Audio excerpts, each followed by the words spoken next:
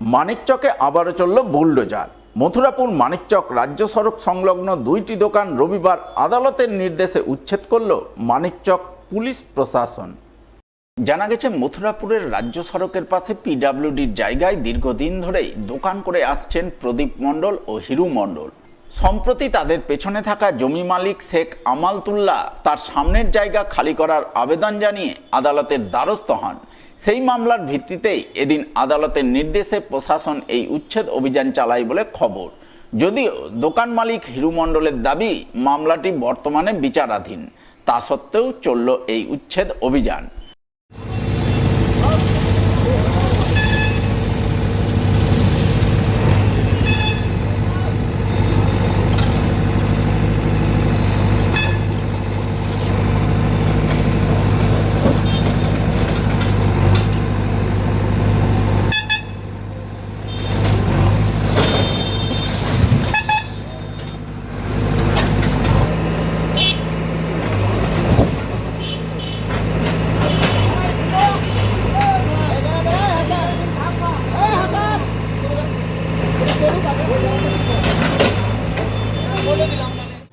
আমরা প্রায় 40 বছর ওপর ধরে আমার বাবারা দোকান করছিল, আমিও অ্যাক্টিভ হয়েছি।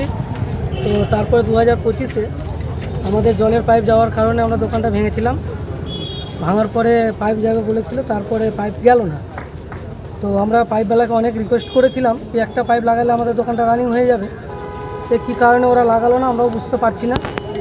তো তারপরে আমরা মালদায় জানিয়েছিলাম জল দপ্তরে, পিএইচিকে। তো বলছে ঠিক লেগে যাবে বলতে বলতে 1 বছর হয়ে গেল। এই ফাঁকাতে ওরা কেস করেছিল। কারা? আমাতুল্লাহ আর নজরুল। কি কেস করেছিল? পিডব্লিউ খালি করতে হবে আমার সামনে পজিশন। তো ওই ভিত্তিতে আমরা তো জানতে পারিনি কেস করেছিল। তো হিয়ারিংয়ে হেরে যাই। তারপরে আমরা রিপোলিং করি। রিপোলিংয়ে এখন আমাদের কোর্টে পেন্ডিংয়ে আছে কেস। কোর্টে পেন্ডিং আছে কেস, তাও কিভাবে ভেঙে দিল? তাহলে একটা অর্ডার ছিল তো? সেটা আমরা বুঝতে পারছি না। কিন্তু ওদের কাছে তো স্টে অর্ডার আছে। স্টে না, ভাঙার অর্ডার। ভাঙার অর্ডারটা সে 2025-এর আছে। আচ্ছা, আপনাদের কাছে কি কোনো স্টে অর্ডার ছিল? না, আমরা আপিলে আছি, সেই অর্ডারটাই আছে।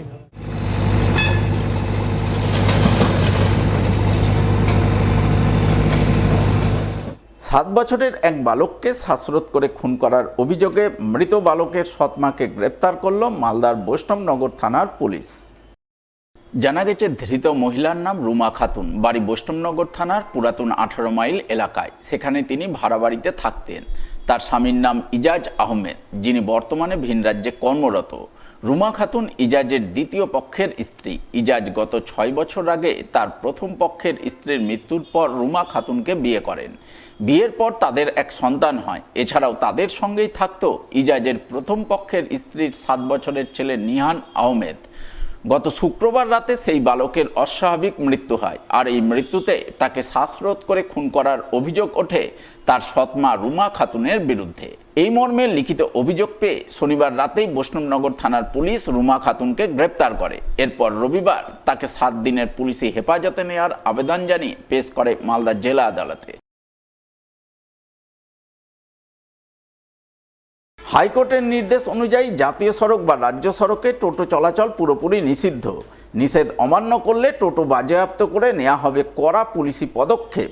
কার্যত এমনটাই জানালেন মালদার পুলিশ সুপার অনুপম সিং। উল্লেখ্য, হাইকোর্টের নির্দেশ অনুযায়ী রাজ্য সড়ক ও জাতীয় সড়কে টোটো চলাচল নিষিদ্ধ। তা সত্ত্বেও মালদার বিভিন্ন জাতীয় সড়কে অবাধে টোটো চলাচলের অভিযোগ উঠছে। বারবার প্রশাসনের পক্ষ থেকে সতর্ক করা হলেও পরিস্থিতির বিশেষ পরিবর্তন হয়নি বলে অভিযোগ। জাতীয় সড়কে টোটোর অবাধ চলাচলের ফলে বিভিন্ন এলাকায় যানজট তৈরি হচ্ছে। পাশাপাশি দ্রুতগতির অন্যান্য যানবাহনের সঙ্গে টোটোর সংঘর্ষের আশঙ্কাও থাকছে। এই পরিস্থিতিতে মালদা জেলা পুলিশ সুপার অনুপম সিং জানান, টোটো চালু করার সময় প্রশাসনের পরিকল্পনা ছিল মূলত গ্রামীণ ও ছোট রাস্তার মধ্যে যোগাযোগ ব্যবস্থাকে সহজ করা। কিন্তু সময়ের সঙ্গে সঙ্গে টোটোর সংখ্যা উল্লেখযোগ্যভাবে বেড়ে যাওয়ায় বর্তমানে অনেক টোটো রাজ্য সড়ক ও জাতীয় সড়কে উঠে পড়ছে। পুলিশ সুপার স্পষ্টভাবে জানান দেন, হাইকোর্টের নির্দেশ অনুযায়ী জাতীয় সড়ক ও রাজ্য সড়কে টোটো চলাচল নিষিদ্ধ করা হয়েছে। এই ব্যাপারে টোটো চালকদের বারবার সতর্ক করা হচ্ছে, তারা যেন ছোট ও গ্রামীণ রাস্তা ব্যবহার করেন এবং কোনোভাবেই জাতীয় সড়কে টোটো না চালান। প্রশাসনের পক্ষ থেকে আরও জানানো হয়েছে, নির্দেশ অমান্য করে জাতীয় সড়ক বা রাজ্য সড়কে টোটো চলাচল করলে আইন অনুযায়ী ব্যবস্থা নেওয়া হবে, প্রয়োজনে বাজেয়াপ্ত করা হবে টোটো। এখন আমি যত টোটোদের চালকদের আছেন ওনাদেরকে বলছি কি আপনারা ভালো করে আইন দেখবেন, ওখানে কোনো রকম ন্যাশনাল হাইওয়েতে বা স্টেট হাইওয়েতে টোটো চালানো কিন্তু নিষিদ্ধ আছে। টোটোটা যখন এসেছিল ওটা ছিল কি গ্রামের রাস্তায় ভিতর গলিগুলোতে, যেখানে বয়স্ক লোক, ছোট ছোট মেয়েরা, আমার মায়েরা যেখানে হাঁটতে পারে না, যদি ওনাদেরকে অসুবিধা হয়, তো ওই ভিতরে রাস্তাগুলোতে টোটো চালানোর জন্য বলা হয়েছিল। কখনোই এটা পরিকল্পনা না তো গভর্নমেন্টের ছিল না তো প্রশাসনের ছিল কি টোটোরা কোনোভাবে হাইওয়েতে উঠবে বা আপনার স্টেট হাইওয়েতে যাবে। এটা দিয়ে অনেকটা দুর্ঘটনা হয়। আপনি জানেন কি টোটোর এত ভিড় থাকে না, তারপরে প্রপার ওই রকম মেকানিজম নেই কি হাইওয়েতে চালানো। তো আমি আপনাদের মাধ্যমে ওনাদেরকে বলছি কি আপনারা সচেতন হয়ে যান, আপনারা ভিতর রাস্তাতে টোটো চালান, কোনো অসুবিধা নেই, কিন্তু যদি আপনারা ন্যাশনাল হাইওয়ে বা স্টেট হাইওয়েতে চলবেন কিন্তু আপনার টোটোটা জব্দি হবে আর আপনি কিন্তু ছাড়া পাবেন না, এটা আপনারা একদম ইনশোর করুন।